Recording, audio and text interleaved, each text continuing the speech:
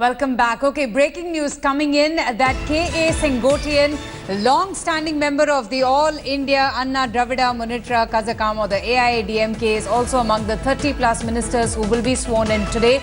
But what's interesting is what we hear is the list also includes Sasikala's nephew, TTV Dhinakaran, and her loyalist, Senthil Balaji. That is the bit of news that we have just received, Senthil Balaji being a three-time MLA himself. But I'm going to go straight across first to Editor India Today, Shiv Arur, who's there with us. Shiv, can you give us more details about the list that you have right now?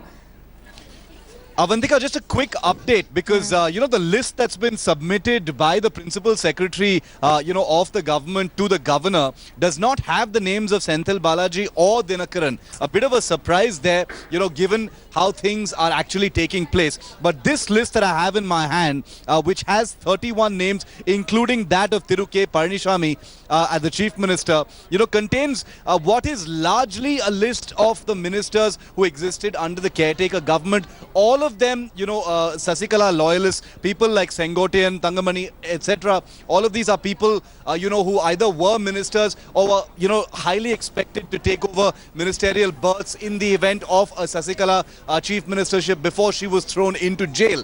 So in that sense, there are going to be questions over why Dhinakaran isn't a minister. There is a sense that, apart from the taint that currently exists, he's also the de facto party boss. He's the Deputy General Secretary of the AIADMK. And after the imprisonment of Sasikala, Dhinakaran, may be elevated and become all-powerful. However, despite what this list actually says, there are bylaws within the AIADMK as far as the party structure is concerned. But overall, I think a simple glance at the 31 names that are there in these papers has, as usual, accessed before anybody else, gives you a sense, Avantika, that this is a pretty, this is a pretty safe list. This is Camp Sasikala's people, most of them loyalists. Obviously, no people from the Paneerselvam camp as such.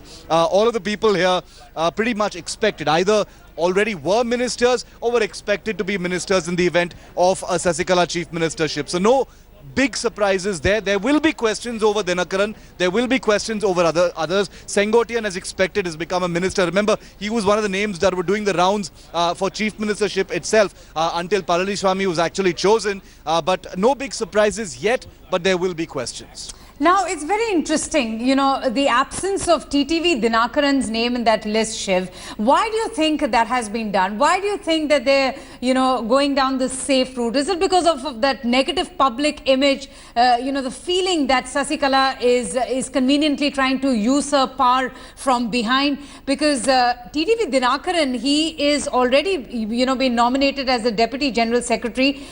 Is it perhaps that, let him just assume the powers of the General Secretary in VK Sasikala's absence? This turns a lot of things on its head, Avantika. The question you ask is very important. TTV Dhinakaran is a controversial figure. He is now the de facto party boss of the AIADMK in the post-Sasikala regime. And, it remains to be seen how the succession in the AIADMK is actually going to play out. Remember, let's never forget one thing. The AIADMK has been a party with a single power structure and a single command chain. The party chief and the chief minister have always been one person. That's what Sasikala also wanted to do. She wanted to be the chief minister as well as the general secretary. So if Dhinakaran has aspirations to become the de facto boss, not just de facto boss, but the real boss, the general secretary of the AIADMK, that will have to be an election process following the bylaws of the AIADMK itself. But with Palanisamy as the chief minister, does that go completely out of the window? Is the AIADMK forever going to reconcile itself now to a twin power structure with a general secretary as one individual and the chief minister as another? It remains to be seen, because remember, the interesting thing is neither Dhinakaran nor Palanisamy, enjoy the kind of clout that Jayalalitha obviously once wielded, and certainly nothing close to what Sasikala was hoping to wield jailed in the event that she was acquitted and she became the chief minister. There is a very dictatorial streak, authoritarian streak to the AIADMK that doesn't look kindly upon a twin power structure. So how that's actually going to work out and play out remains to be seen. But I think you're right when you say that Dhinakaran not figuring, at least for the moment, in this particular list that India Today has accessed, appears to be the safe route. But if you look at every other name, every single other name on this list, Avantika, this is Camp Sasikala. This is Sasikala wielding power from jail as well. Very interesting, the absence of TTV Dhinakaran's name in that list. We also have with us consulting editor, India Today, T.S. Sudhir, right now joining us. Sudhir, what do you make of this? We don't have Sasikala's nephew's name, TTV Dhinakaran, on that list or part of the cabinet that is going to be sworn in very shortly.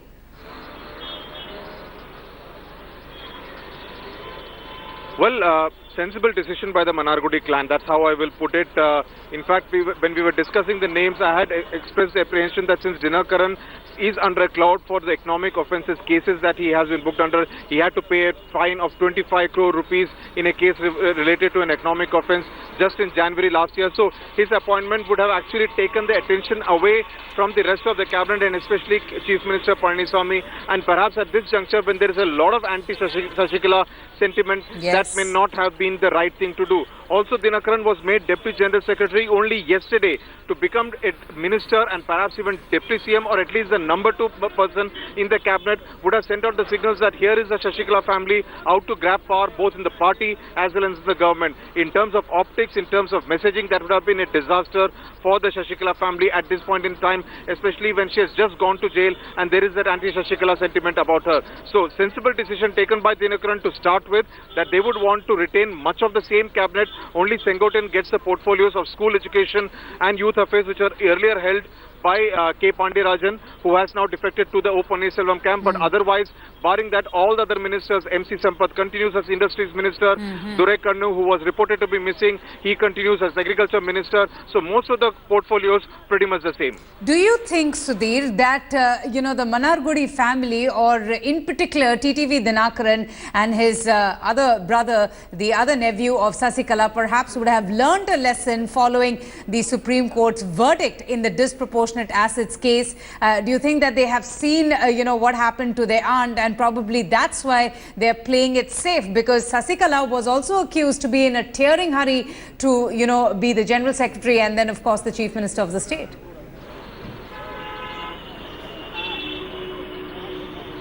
More than the verdict, Avantika, I would think that they had their ear to the ground and must have picked up the signals of the anti-Sasikala rhetoric and narrative that was being built around their aunt. That it was essentially extremely negative, both offline and online.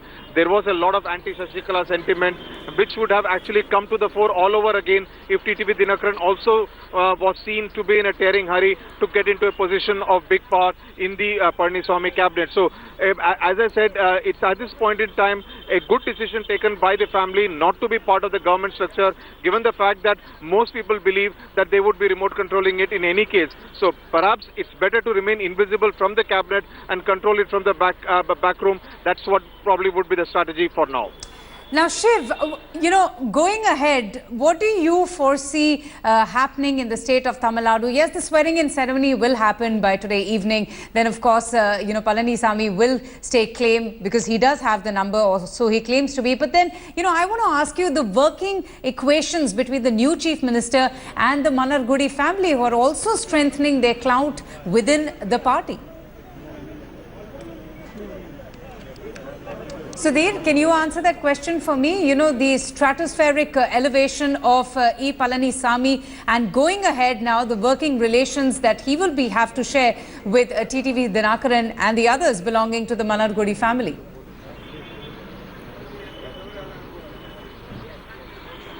Just to give you a background of Palanisamy, now he is a very interesting character who actually backed Jayalalitha when she split away in 1988-89 after MGR's death. So he has been a Jayalalitha loyalist all these years, and Jayalalitha had immense faith in him, not just to control the handled important portfolios, and also was the state's representative during the Kaveri River water dispute, and he was the one who was drafted to hold consultations and talks with Uma Bharti at the center and Siddaramaiah in Karnataka. So in that sense, a person who has held many responsibilities. Now his biggest challenge now would be how to do this deft balancing act vis-a-vis at TTV Dhinakaran, who is the party boss.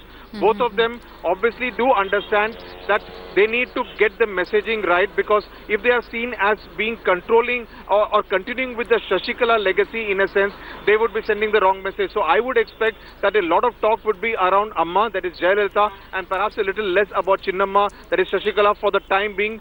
So as to give time for people to forget Shashikala, because even if the MLAs, again, not just Palanisamy, but even if the MLAs go back to their constituencies and talk about being part of a Shashikala family, it will evoke very negative reactions. So I guess they will go back to the drawing board, talk more about the Jayalalitha political legacy than the Shashikala political legacy, because that's the only way they can ensure their political future for now. And perhaps even win over the public. There's been just so much negativity around VK Sasikala, and OPS in fact has been cashing in all that public sentiment and sympathy in his favor. But very clearly, Sudhir, that unflinching and resolute, determined support that Palanisamy has shown towards VK Sasikala has paid him rich dividends. But going further, how much time do you think he will take to prove his majority on the floor of the House?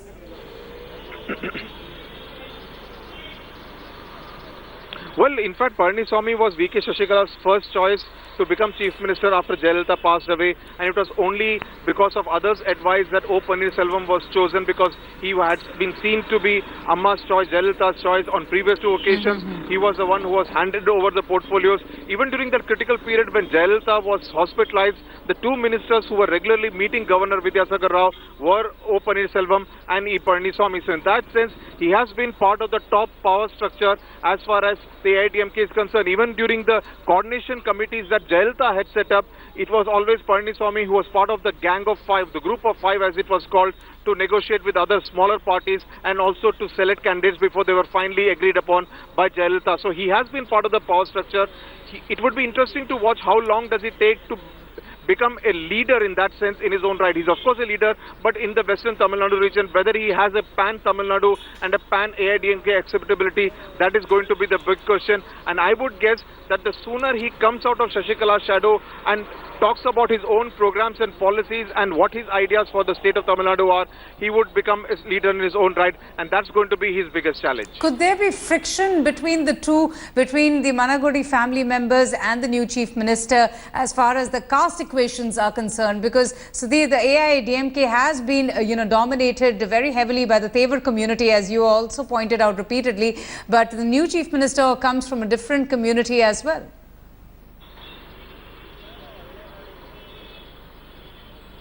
Yes, and the Tevas and the Gaundas are never known to really get along with each other or to accept each other's supremacy, which is why this split caste leadership has been worked out, that a TTV Dhinakaran, by virtue of being a Tevar, heads the party, and Palanisamy, by virtue of being a Gaundar, heads the government. And that's a deft balancing act that has been worked out by Shashikala. How this works out on the ground will be very interesting to watch, because the Gaundas are mainly dominant in the western Tamil Nadu region, while Tevas are there to an extent in western part, but mainly in the southern part of Tamil Nadu. And it will have to be an interesting mix. Much more important will be the kind of chemistry that Dhinakaran and Palanisamy are able to achieve with each other. Now, Dhinakaran is not a stranger to the AIADMK power structure. He understands the cadre, except for the fact that after 2011 December, he was thrown out of the party, so he hasn't had formal contact with the party except in the last few months. But he is an astute politician, has been an MP before, understands the way a political party works, and because of having been in contact with Jayalalitha and with his aunt Shashikala, he understands how politics works. In fact, interestingly, sometime in 2000-2001, he was even spoken of as the political successor to Jayalalitha. That, of course, never happened because he was thrown out of the party in 2011. Very interesting. So, Sudhir, can you just quickly tell us what's going to happen from here on? The swearing-in ceremony is to take place, and finally we'll get a chance to see all of those MLAs who have been, holidaying or camping at the Golden Bay Resort.